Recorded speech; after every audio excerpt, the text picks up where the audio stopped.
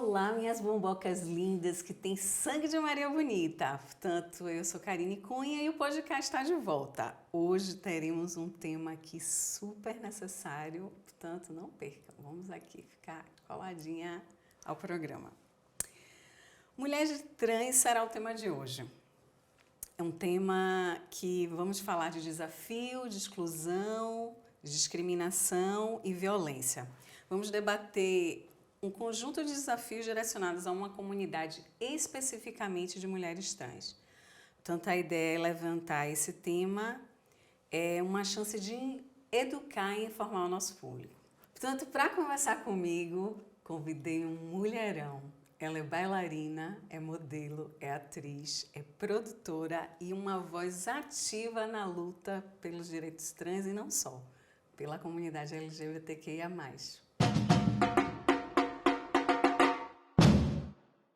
Portanto, não pretende ficar só por aqui, não é, Ivy Romão? Não mesmo. Obrigada pelo convite mesmo. Fico muito feliz de estar aqui, poder falar sobre o assunto, poder passar uma mensagem de uma forma mais clara e poder até desmistificar na cabeça de muita gente tudo isso que às vezes é muito confuso, mas é só por falta de informação ou até mesmo falta de vontade de querer saber um pouco mais. Obrigada por ter aceito o convite. Portanto, Claro. Ser trans é uma questão de identidade, não está relacionado com orientação sexual, nem é uma escolha e nem é uma doença como os desinformados atribuem. Portanto, eu quero que você comece, Ivy, dizendo quem é a Ivy Romão, como você se autodeclara e como é que você se apresenta. Bom, quem é Ivy Romão?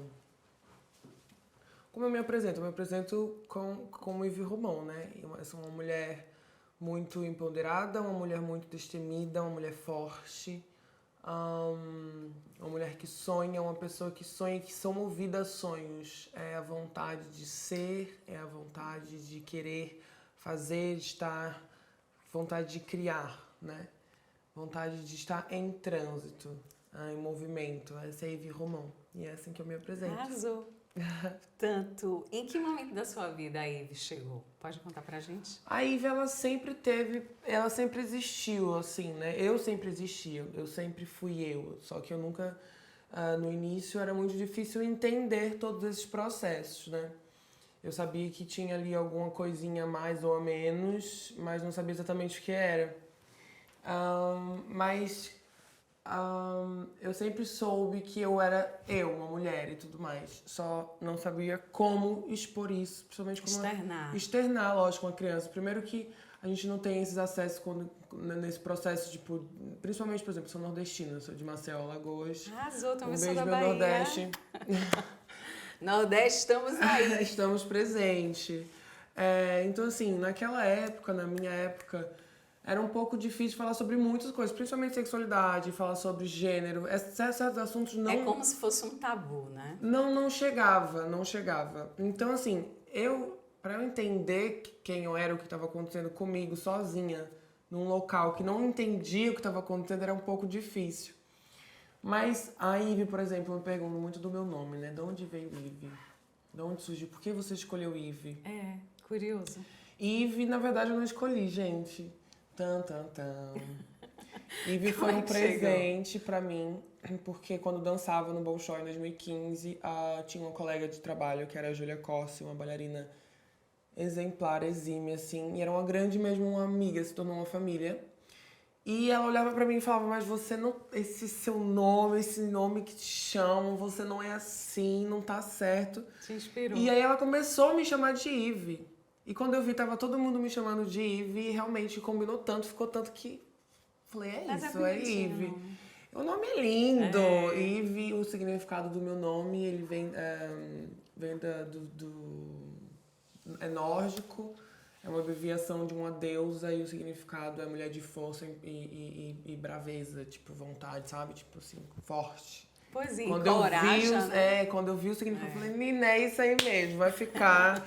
Obrigada, poupou um tempo já pra mim. Sim, mas eu gostei. Dá uma sonoridade. Ivy Romão. Ivy Romão, Tanto nasceu no Brasil, já vi que é de Alagoas. Pronto, estamos ali. Estamos ali pertinho. Nordeste, E através da dança viveu em Londres, Dublin, E como foi esse percurso, né, enquanto bailarina? Qual a importância que a dança trouxe para você? Então, desde muito pequena, eu sou artista desde berço, né? Lá em casa, meu pai e minha mãe, tudo da área da saúde, médico, enfermagem e tudo mais. Mas eu sou a única em casa que sou voltada mesmo para as artes, né?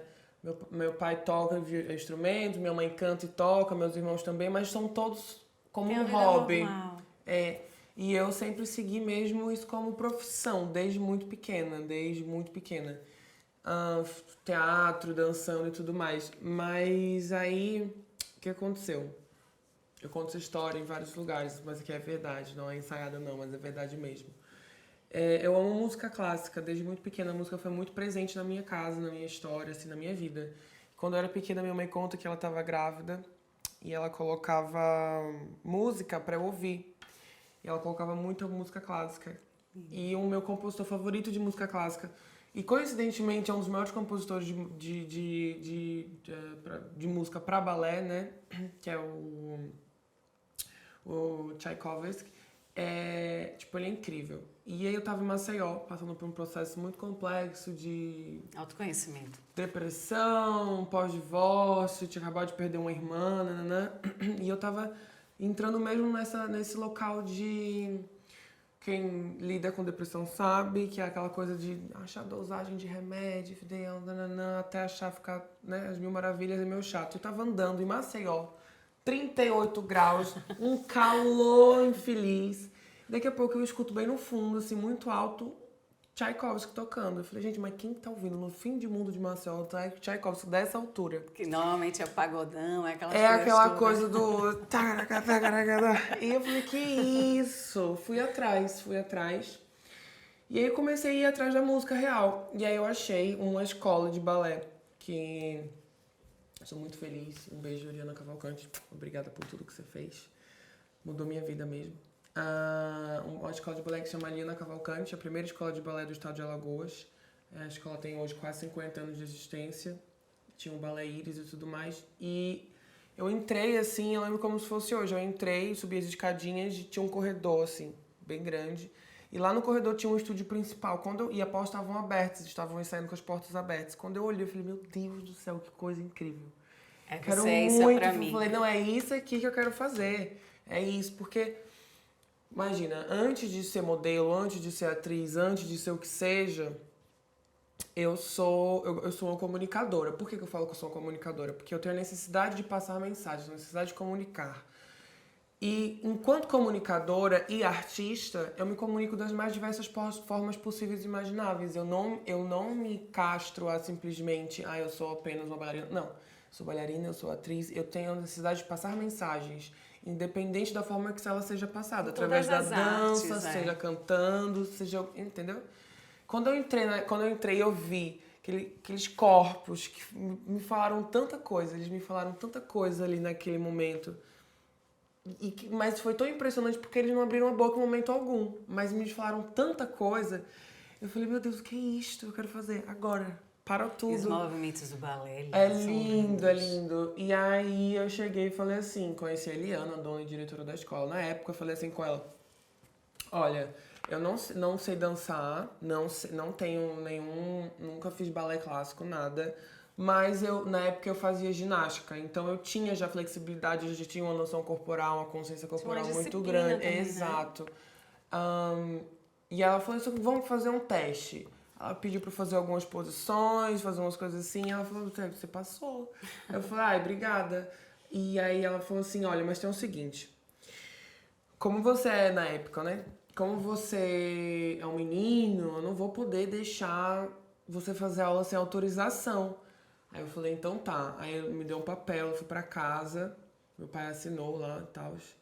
Cheguei lá na escola, tá assinado. Aí ela virou pra mim e falou, olha, eu tenho uma boa notícia pra você.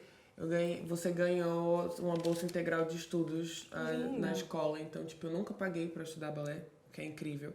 Em toda a minha trajetória enquanto profissional, 9 anos da minha vida dedicados a essa arte, eu nunca paguei pra poder fazer, pra entrar em escola ou estar num curso. E era pra você. E ali começou a minha carreira dentro da dança clássica, o que é, me abriu muitas portas, aprendi muita coisa, tive a oportunidade de conhecer o mundo, pelo menos um pouco dele, que é tão grande, ao mesmo tempo pequeno. Experiência maravilhosa essa, hein? Saí de casa muito cedo também por causa do balé, saí de casa com 13 anos, quase 14. E foi assim, tipo, a dança pra mim é muito importante porque eu consigo, através dela, comunicar muitas coisas. Eu consigo, por exemplo, nesse processo mesmo que eu te falei, de estar lidando com a depressão, com a ansiedade e tudo mais, que a gente romantiza um pouco agora, né?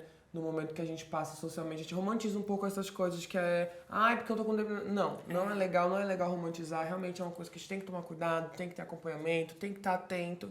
Porque não é, ai, tô com depressão, tô com ansiedade, tomei um remédio e passou. Não. É uma coisa que você vai ter pra vida inteira, agora é saber lidar com ela, né? Só que quando eu tava dançando, eu consegui colocar tudo ali. Então eu realmente me entregava. É como se tivesse um processo de cura, né? Era um processo de cura, era muito terapêutico, porque se eu tava feliz, eu colocava toda a minha alegria ali. Se eu tava triste, eu colocava toda a minha tristeza ali. Eu colocava tudo que eu tivesse sentido, eu colocava ali. Era muito engraçado, porque os meus professores eles falavam assim: um bailarino de verdade, uma bailarina de verdade não é aquela que tem a melhor técnica, é aquela que dança com o coração, com a alma. Que lindo. E eu ouvia muito, você vai muito longe porque você realmente dança com a alma. E tinha momentos dias altos e baixos, que durante mesmo a aula, assim, a emoção era tanta de estar ali que eu chorava, era catártico, e eu chorava. E eu dançando, e o professor, tá tudo bem, quer parar? Eu falei, continuei, eu lá dançando, era lindo, assim. Então, assim, a dança pra mim é uma coisa que eu sinto muita falta hoje em dia, infelizmente ou felizmente, né? Não tô mais atuando profissionalmente na área, enquanto bailarina não tô mais em companhia. Mas tem que fazer uma coisa pra assistir. Tem os projetos, eu e as minhas mobocas também vão querer assistir. Tem os projetos, continuo trabalhando com o corpo, com a dança, mas não ativamente dessa forma como era, né? De segunda a segunda, de 10 da manhã a 10 da noite, né? Porque quem é bailarino sabe que a gente não tem vida, é só balé. E o que te trouxe pra Portugal? E férias. Foi uma loucura. Porque foi o seguinte, eu vou te contar essa história. Tem tudo a ver com a dança também. Tem tudo a ver com a dança. A questão foi que eu tava no Brasil e aí saí de Maceió, fui pra Joinville, ganhei uma bolsa de estudos no Bolshoi. Fiquei lá no Bolshoi há um tempo, entrei na companhia Cia Paulista de Dança, Adriana Saf, um beijo Adriana, em São Paulo. E fiquei lá um tempo como estagiária na companhia. Ganhei uma bolsa de estudos para Nova York, que não deu certo, porque eu não consegui tirar o visto a tempo, em tempo hábil, para poder ir tirar o curso. Então eu falei, vou para Dublin. Fui estudar em Dublin, em inglês. Eu cheguei em Dublin, não aguentei ficar sem dançar. Cheguei em Dublin em janeiro, quando foi fevereiro, eu falei, pelo amor de Deus. Você já tem o samba no pé e o Rebolation do Brasil. Não tava dando, senti muita falta, porque me afetou muito. Saí do verão do Brasil pra ir pro inverno europeu de Dublin. Menos 5 graus, uma loucura. A pessoa sem deprime. Dançar. Exato, sem dançar, eu falei, não dá conta. Aí eu fiz uma audição e passei na London Russian Ballet em Londres e fiquei lá em Londres por um tempo, 1 ano. Aí acabou meu tempo de estágio, não quis renovar meu visto, não quis renovar contrato com eles e tudo mais, e fui rodar. E aí fui pra França, passei uma temporada na França. E aí meu pai chegou e falou assim, você tem que ir pra Portugal, porque é muito bonito, eu não sei o quê, o clima tal. Eu falei, gente, né, tô indo embora, daqui eu tô voltando pro Brasil, porque o plano era voltar pro Brasil, vou ficar aqui mais 1 mês, vou conhecer o tal do Portugal, que o pessoal fala tanto do pastel de não sei o quê, do bacalhau, que nem é português, que eu descobri quando eu cheguei aqui, que o bacalhau, ele é da Noruega, entendeu? E aí quando eu cheguei aqui, eu lembro até como, eu cheguei no dia 25 de dezembro de 2017, cheguei... vim com uma companhia de autocarros, que eu não vou falar, porque a gente não tá aqui fazendo merchan, né? Sim. Não é patrocínio. E cheguei no Porto. Vim da França pra cá de autocarro, cheguei no Porto. Péssimo. Tava chovendo, tava frio, tava com 3 malas. Será que eu fiz a coisa certa? Eu não consegui entender, o que é muito engraçado. Como eu passei muito tempo, parece que é bobagem, mas não é bobagem, gente. Quando você passa muito tempo trabalhando, dormindo, se relacionando, fazendo tudo numa língua, fica um pouco difícil de você voltar para, por exemplo, pro português pra mim. Eu esqueci algumas palavras, eu não conseguia formar frases direito, porque era só em inglês o tempo inteiro. Aí eu cheguei no Porto, que é um português de Portugal um pouco mais enrolado, mais rebuscado. As nossas conversas são abertas, eles são mais fechadas. E eu cheguei lá, não entendia nada que ninguém tava falando. Eu desci uma ladeira ali perto da Sé, menina, foi mala pra um lado, eu caí pro outro e eu comecei a chorar porque o celular quebrou. Eu falei, meu Deus, que inferno, o que eu vim fazer aqui? Péssima escolha. Enfim, coisas se arrumaram. E eu fui pra uma festa de ano novo, aquelas que são, sabe, é o pré-ano novo. Tem essas festas. Fui lá e aí eu conheci um grande amigo, grande amigo, que eu falo sempre, que é o meu anjo da guarda, Rui Rocha, um beijo, meu amor. Que é um ótimo artista também, ele é hairstylist, trabalha com cabelo dentro da moda também. E ele olhou pra mim e falou assim, nossa, mas você tem uma cara tão interessante, tão bonita, exótica. Eu falei, pronto, bota exótica. Eu falei, pronto, agora foi que deu. Aí ele virou pra mim e falou assim, você não quer fazer umas fotos sem compromisso? Aí eu falei assim, mas foto pra quê? Ele, tem aqui, eu trabalho com moda, me explicou da situação, ele tirou umas fotos minhas e mandou pra uma agência. Eu, até então, né, tava aqui de férias, naquela coisa, sem compromisso, fui viver minha vida.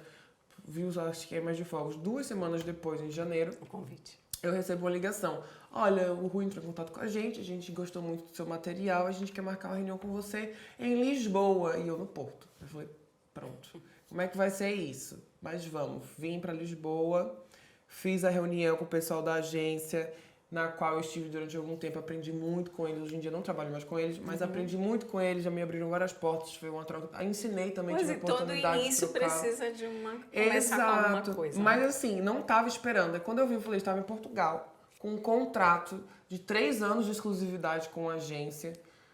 Eu falei, meu Deus... E nada planeado. Nada planeado. Eu falei, gente, e aquela coisa... Vou fazer o que aqui? Aí eu falei, vou dançar, voltar a dançar, né? Tipo... ver o que acontece. Eu conseguia trabalhar como modelo, tava começando, o fluxo de trabalho não era tão grande assim, eu conseguia conciliar com outras coisas. Audicionei pro Conservatório Nacional de Dança aqui em Portugal e adivinha, ganhei uma bolsa de estudo integral 100%. De novo! Mulher, deixa eu pegar um pouco desse axé aí, porque não é possível. E aí fui ficando e hoje fazem 6 anos que eu tô ficando aqui nesse Portugal. E foi assim, e tá sendo uma experiência interessante, de muita paciência, resiliência. Fazendo novos amigos também. É todo um processo, assim, né? Uma nova vida. Interessante, gosto. A conversa está interessante, Ive, mas eu tenho que passar aqui uma mensagem para as minhas bombocas. Estão a gostar? Estão a achar interessante? Comente, dê o seu like. E o que foi determinante para você se firmar enquanto mulher trans? A minha autoaceitação. Eu me entender, né? Porque aquela coisa... A gente vive muito na expectativa do outro, né? De forma geral, enquanto ser humano. Se você é trans, se você é cis, se você é preto, se você é branco, se você tem um braço, se você não tem. Socialmente falando, nós vivemos sempre a expectativa do outro. A validação do outro. Só que aí o que vem com a expectativa? Vem a frustração. Porque você tá sempre naquela de querer provar, só que você nunca vai conseguir bater aquela meta, aquela perfeição, aquela coisa toda, porque... Perfeição não existe.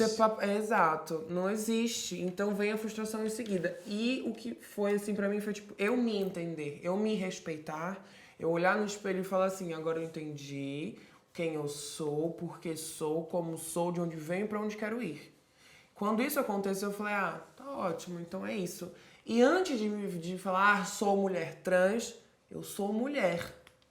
Ponto. Né? Porque também a gente cai nesse estigma de estar sempre, porque é uma mulher trans. Não, antes de ser mulher trans, eu sou tanta coisa.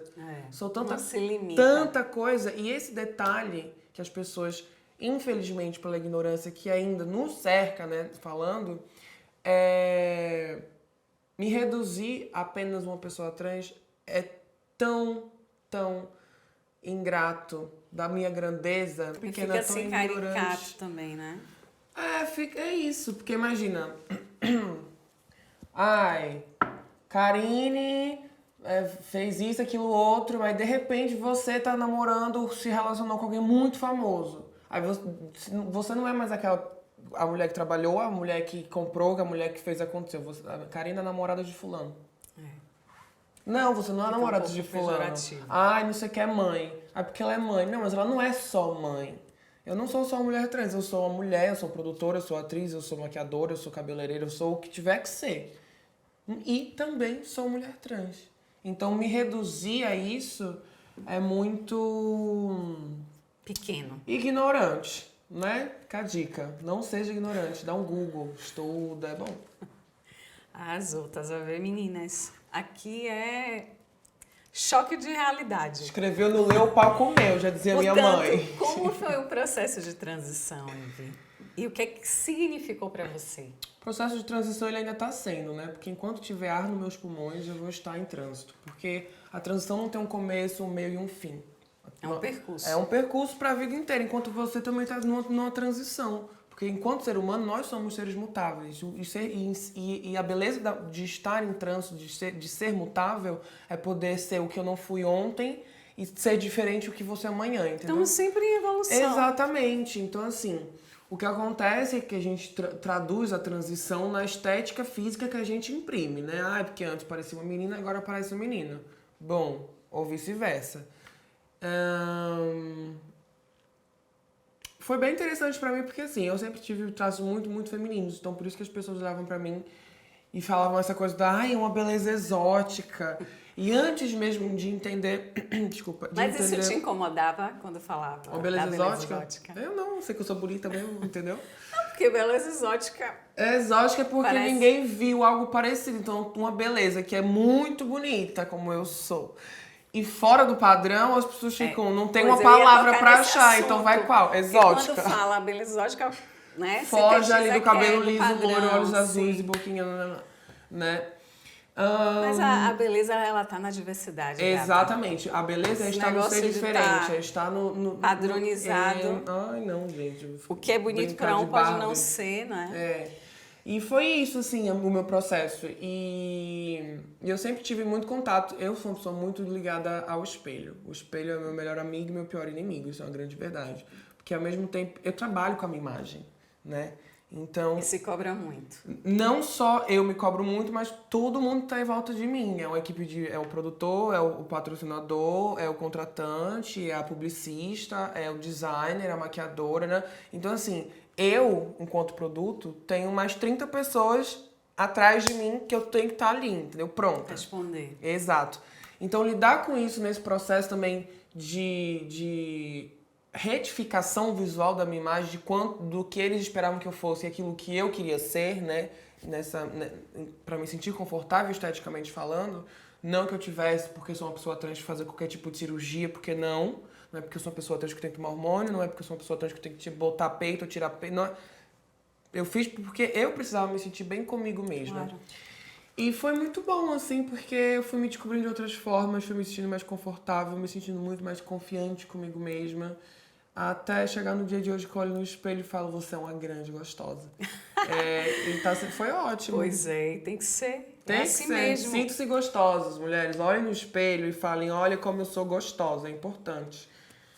Fica a Entendeu? dica. Fica a dica. Tanto, ao se reconhecer como transgênero, quais foram esses desafios, esse tipo de preconceito que você enfrenta?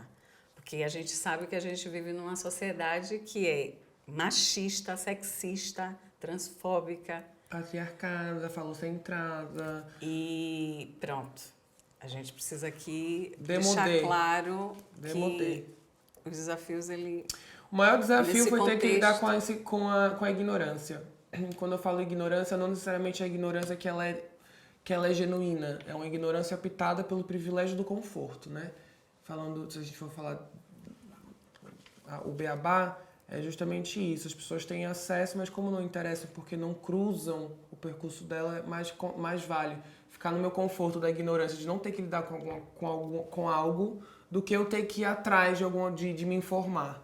Esse é o meu maior desafio. Porque aí às vezes dá preguiça de ficar fazendo a professora o tempo inteiro. Eu não sou pedagoga. Mas as sabe? pessoas têm que buscar informação. Exato. Inclusive, a proposta do programa é justamente isso. É Aham. educar, informar os desavisados. Passar conteúdos, né? É. Mas é isso. O meu maior desafio é isso, tipo, ter que lidar constantemente com a ignorância optada das pessoas, né? Por exemplo, lá em casa tem uma pessoa que ajuda lá em casa desde sempre, a tia Catiane, maravilhosa. E ela me conhece desde bebê mesmo. E é uma pessoa super humilde, uma pessoa que morava no interior, que foi pra cidade, que não teve acesso a tudo isso que a gente tem hoje em dia. E ela é uma pessoa mais velha. Quando ela me viu, eu fiquei 7 anos sem ir em casa. Quando ela me viu mulher, assim, poderosa, ela olhou pra mim e falou: minha filha, como você tá linda. É uma pessoa, sabe, tipo, muito humilde, uma pessoa super... Quando eu falo ignorância, não é aquela ignorância pejorativa, é uma ignorância porque não teve acesso, né? Acesso às informações. Exato, mas ela me viu e ela, tipo, ficou encantada com aquilo tudo. E você vê que quando ela veio falar comigo, umas perguntas que você não vê que não era por maldade, não era pra... É porque ela não sabia. Sim, a gente sente. Quando E mesmo alguém... assim, ela foi atrás, ela quis saber, ela quis... Como é que eu te chamo? Como é que você... Teve todo o cuidado, entendeu? Então, quando eu vejo essa situação, eu falo, não é por questão de acesso ou não, é questão de privilégio do conforto. Se ela, apesar de todo o histórico, o recorte social que ela tem, conseguiu vir falar comigo, me respeitar, perguntar, né? Por que uma pessoa que tem tudo e mais um pouco, vive com um iPad na mão, a única preocupação de manhã é se vai tomar suquinho de uva ou de laranja, porque não tem mais nada pra se preocupar, e não tem a mínima capacidade de chegar, peraí, como é que você quer ser chamada? Como é que é seu nome? Não é, sabe, tipo, o privilégio do conforto, de estar nessa mesmice é o que me deixa que é o pior, assim, pra mim. Que aí depois disso desencadeia tantas outras coisas. E eu fico assim... Que dá preguiça. Preguiça, essa é a palavra, preguiça. E qual é o nosso papel enquanto sociedade? Quando você fala da questão da desinformação, das pessoas não, né, se importarem... Ou melhor, qual é o nosso papel enquanto sociedade no combate da transfobia? Ou seja, o respeito e essa aceitação são essenciais para isso? Óbvio, óbvio. Retórica a pergunta, porque é óbvio que o respeito é essencial, independente disso ou não. O respeito é bom, é de graça, todo mundo gosta. Independente se eu sou trans ou não, o respeito é bom e todo mundo gosta. Agora, informem-se, estude. Não espera alguma coisa, vai atrás, pô. E hoje temos acessos tão rápidos às coisas, não é? Muito mais fácil. Entendeu? 2 segundos você abre, 5G já existe aí pra isso também. Verdade. Então, assim, não tem desculpa, não tem desculpa.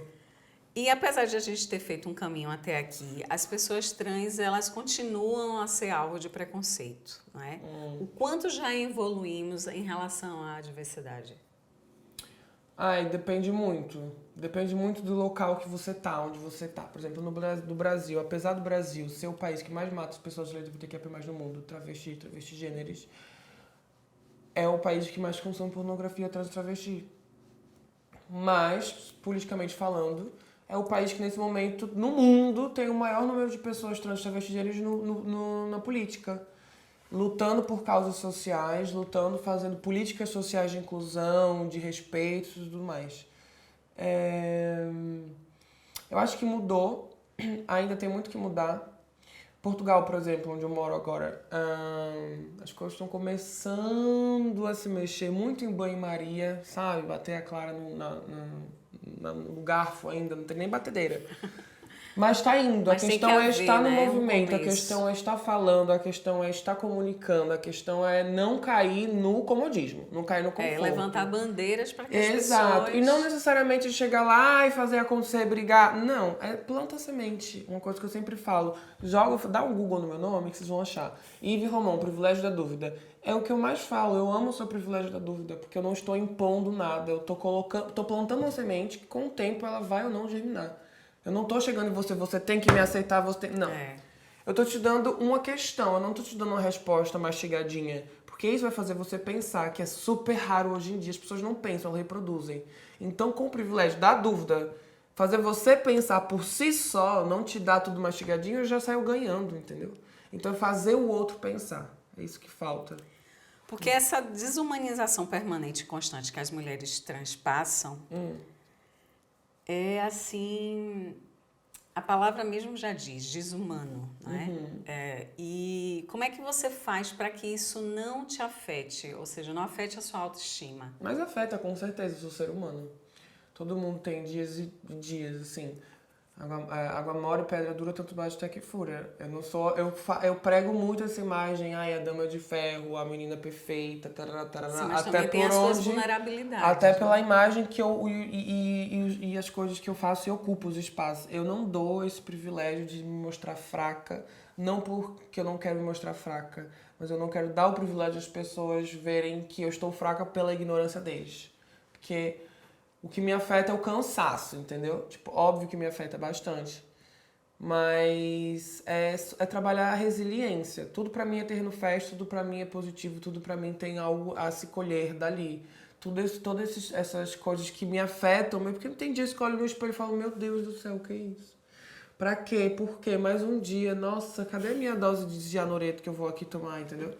Mas assim, é passar por isso de forma muito consciente, porque a gente vai passar. E não é só com a mulher trans, é com o corpo feminino, com a mulher, com a imagem do feminismo, do feminino no geral. Porque a mulher, historicamente, desde sempre, ela é tida como um objeto, como uma coisa, que ela tá sempre ali. Subjugada. À mercê, tá sempre à margem. Subjugada também. Então, ter discernimento e maturidade suficiente para lidar com essas situações de uma forma que seja positiva. Concordo totalmente com o que você disse, mas deixa eu aqui dar um recado para as minhas bombocas. Gostaram desse episódio? Portanto, partilhe o conteúdo do podcast, acesse as nossas redes, não se esqueça de subscrever no Arrasou e aperte o sininho. Continuando aqui, Ivy, para algumas pessoas, sejam elas hétero, cisnormativas, pensam que tá na moda agora virar gays, trans, gênero fluido. O que você pensa disso? Eu acho engraçado. Hable tudo. Eu acho engraçado pra você ver o nível da ignorância, né? Pra pessoa achar que tá na moda, agora vou... Não é uma blusa peguei e vesti, né? Não tem como, por exemplo, eu vou falar da minha realidade. Se estivesse na moda, tu acha que eu ia me submeter a uma cirurgia, despencar do outro lado do mundo, parar na Tailândia pra poder fazer uma cirurgia tão invasiva, passar 8 horas numa maca de cirurgia, fazendo uma coisa porque tá na moda? É muita falta do que fazer falar um negócio desse, entendeu?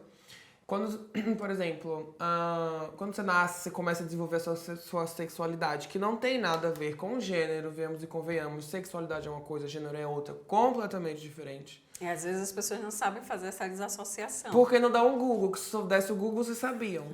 Tanto meninas, dá o Google. Pois é, para de fazer a louca. Gosto de menina. Alguém te ensinou a gostar de menina?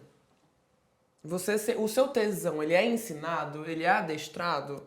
Ou você aflora, ele descobre, ninguém... Não tem como eu sou trans, ou vou enfiar um silicone em você a pulso, que tá na moda? Não vai. Não necessariamente tem que colocar. A questão é, esse movimento que fala, que tá na moda, é porque são assuntos que antigamente, não tão antigamente assim, porque a gente pega 5 anos atrás, que nem é tanto tempo assim, o povo não falava tanto, está agora mais em pauta, porque as pessoas estão sentindo a necessidade de comunicar isso, elas estão sentindo a necessidade de serem quem elas são. E nada mais justo do que fazer isso como? Comunicando, falando, lutando, fazendo barulho, que é assim que as coisas mudam, né? Quando a gente faz barulho, o barulho incomoda. Aí a partir do incômodo... As pessoas não estão mais abertas. Exato, elas falam mais, mas o que acontece? É o contra-argumento, né, do inimigo. É o quê? Vou te diminuir, vou te pejorizar. Como é que eu vou fazer isso? É porque é uma brincadeira, é porque tá na moda, é porque é louca. É porque é mimimi. É porque é mimimi, entendeu? Então, não é que tá na moda, é que as pessoas estão falando mais isso realmente porque são assuntos extremamente necessários para a construção social, pessoal, política, até mesmo religiosa, que as pessoas não davam a devida atenção que deveriam dar e agora tá se dando. E as pessoas ficam um pouco chocadas, porque não é todo mundo que tá preparado para ouvir certas coisas, entendeu? Tipo, uma sociedade ainda que ela é meio quadrada, retrógrada, sabe? Então as pessoas... Portanto, vamos nos informar. E agora vamos falar de coisa boa. Conte pra gente como é que surgiu essa ideia desse projeto incrível de Ivy Fan Fest. Portanto, o que é que consiste? Conte aqui pra gente tudo. Tudo. O Found Fashion é um projeto que eu desenvolvi na pandemia. Ih, meu Deus, já vi que a pandemia traz assim... Não, eu sou doida dos projetos, eu vivo escrevendo projetos, tenho vários projetos para vir, fiquem atentas. Mas o Found Fashion basicamente aconteceu pela necessidade e a escassez de trabalho e necessidade de fazer coisas acontecerem, principalmente para poder fazer minha cirurgia, porque quem não sabe, eu fiz a cirurgia de retificação genital, agora eu tenho uma bubu. Muito linda, brand new, cheirinho de fábrica. Acabei de tirar a película dela. Tem que fazer um perfume igual da Anitta. Fazer um perfume igual da Anitta. Mas aí o que aconteceu? Vai arrasar, digo-te já, que eu já vou querer comprar a minha. É uma cirurgia muito, muito, muito, muito cara. Muito, muito invasiva. E o que acontece? Eu sou um artista dependente proletariada, meu amor. Não tenho 25 mil euros pra tirar da árvore. E aí eu desenvolvi um projeto que é esse Found Fest, que é basicamente um festival que era pra arrecadar fundos pra minha cirurgia, que teve um total de 25 mil euros. Assim, é muito dinheiro. Muito, muito caro. Só, assim, esquece. É bizarro quão caro isso é. E aí é um festival que juntava artistas LGBTQIA+, imigrantes da cena underground lisboeta pra poder dar voz e visibilidade e conseguir arrecadar o fundo pra minha cirurgia. Só que aí o que acontece? Acontece que o projeto ficou muito grande. Parou de fazer sentido pra mim ser uma coisa só pra minha cirurgia, porque eu comecei a entender as demandas sociais que aquilo começou a chegar pra mim. Pessoas que não tinham comida, pessoas que não tinham acesso a remédios, a medicamentos, pessoas que trabalham no mercado sexual como fonte de renda principal e estavam ali com alguma carência. E eu falei assim, gente, calma, eu tô fazendo isso. Inicialmente foi pra mim, pra minha cirurgia. Mas não faz mais sentido quando tem pessoas que estão com a vida em risco e chegam pra mim essa demanda e eu posso ajudá-la através desse projeto. Então o Found Fest se tornou um projeto voltado para as causas sociais e políticas sociais, voltado para o público LGBTQIA+, queer, da cena underground lisboeta, voltado para artistas e pessoas trans, né, que é com que eu trabalho mais ativamente quanto ativista, e imigrantes. Então a gente tem todo um projeto, todo um trabalho de colheita de dados, arrecadação de fundos, fazer entrega de cabazes. A gente tem eu tenho parceria com outras instituições que eu consigo encaminhar pessoas para serem atendidas dentro do Sistema Nacional de Saúde, gratuitamente, dar acesso à psicologia, à endocrinologia, todas essas coisas que precisam, que as pessoas precisam ter esse acompanhamento, as pessoas que trabalham com o mercado sexual, o mercado de trabalho sexual, de ter acesso a um local de ponto, de fazer as análises, de pegar as proteções que precisam, dar condições para esse público que é tão marginalizado, sabe? Você falou aí dessa questão da saúde. Você acredita que o Serviço Nacional de Saúde, de um modo geral, ele está Não tá adequado para lidar com as pessoas trans? Não tá adequado para lidar com as pessoas, ponto.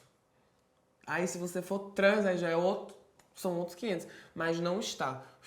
Fica a dica, você profissional da saúde, você profissional da saúde mental, você profissional que trabalha com pessoas nesses pontos que são tão específicos, vamos melhorar o approach que não tá legal. Tô olhando bem no olho aqui, ó, bem no seu olhinho mesmo. Porque é o seguinte, as pessoas não estão preparadas para lidar com isso. As pessoas não têm Primeiro, não existe um tratamento hormonal pensado para pessoas trans. O tratamento hormonal que a gente faz é uma reposição hormonal para pessoas cis na menopausa ou na andropausa. Ou seja, você, mulher cis, que está entrando na sua menopausa, tem um desfalque hormonal que a gente tem que ser reposto. E essa reposição hormonal que você faria na sua menopausa, eu faço enquanto pessoa trans, porque não existe um tratamento pensado, adequado para o público trans.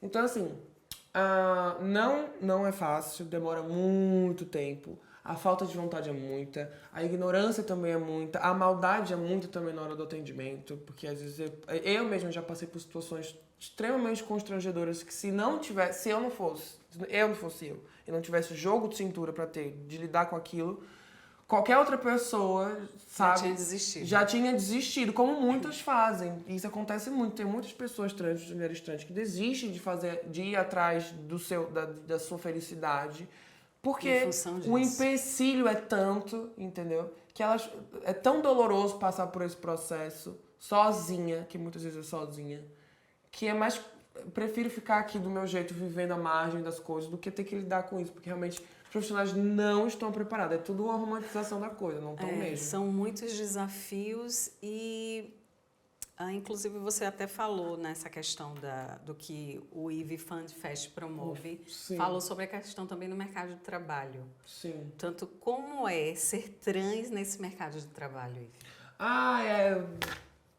Ai, só posso falar palavrão? Dedo no Pode. cu e gritaria, menina. É um carnaval, é uma loucura. Aqui pode tudo. Assim, é interessante. Eu adoro. Eu adoro porque a verdade é o seguinte: nós somos sempre muito subestimadas, né? Nós, mulheres, travestis, trans, pessoas queer, LGBTQIA+.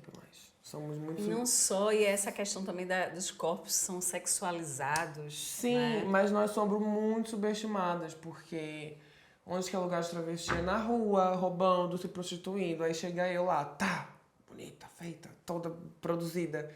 Não dou conta, porque eu trabalho com excelência. Ivy Romão é sinônimo de excelência. Eu não dou ponto sem dar um nó. Eu sou, sabe, muito precisa. Então, assim, eles não esperam, quando eu falo eles, as pessoas não esperam que eu vou entregar o que eu vou entregar. E eles estão sempre na expectativa da falha. Só que eu não falho, capricorniana. Então, assim, é complicado, principalmente a aceitação, é complicado principalmente a interação. Por exemplo, eu como trabalho com produção, fui fazer uma produção executiva para o CCB, Centro Cultural de Belém. Eu, enquanto produtora, numa sala com 15 técnicos de sala, um monte de marmanjos. Quem trabalha em teatro sabe como é depender dos técnicos de teatro, assim, que é o óbvio. Que se eles não gostarem de você, minha filha, o espetáculo não vai. Não rola. Não tem luz, vai falhar alguma coisa. Aí eles chegam lá, horror. olham pra mim, eu bem bonitinha, garotinho, com rabinho de cavalo. Olha, você tem que fazer assim, assim, assim, assado. Aí eles riem da minha cara, eu falei, querido, é o seguinte, você entendeu. Eu sou superior aqui, então você tem que fazer. Então, assim, tem que impor muito eu tenho que me impor muito, sabe? Tipo, eu tenho que mostrar sempre que eu tô ali fazendo, acontecendo, que senão as pessoas me engolem. E aí elas me veem assim, bonitinha, fofinha, elas acham que pode montar. Então, assim, o mercado de trabalho para pessoas trans não é fácil. E quando a gente consegue furar essa bolha, a gente tem que mostrar excelência, porque senão não vai. Tem que fazer sempre 3 vezes mais do que qualquer outra pessoa faria. Mas é complicado.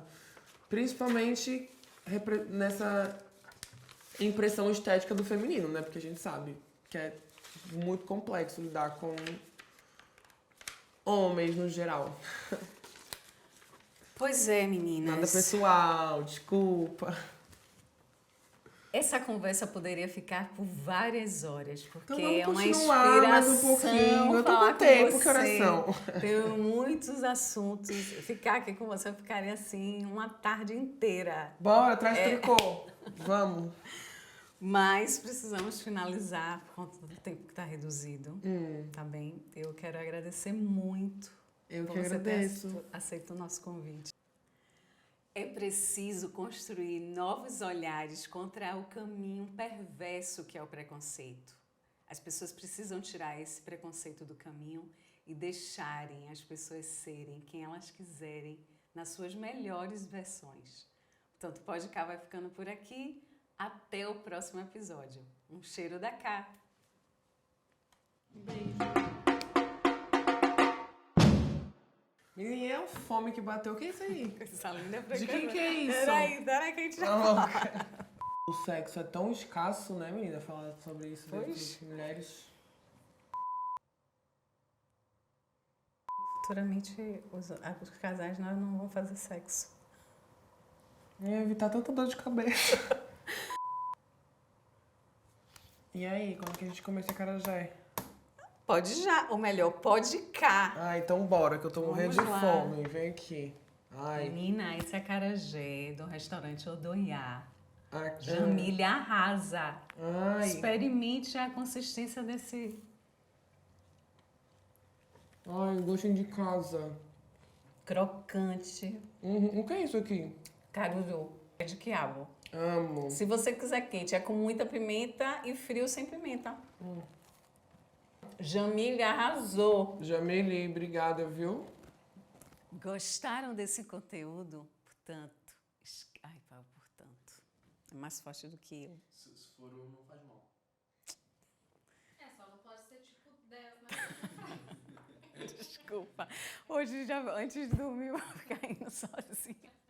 Passa as palavras assim. Porque eu sou daquelas que ficam ali. Ok. Só isso para me fazer rir.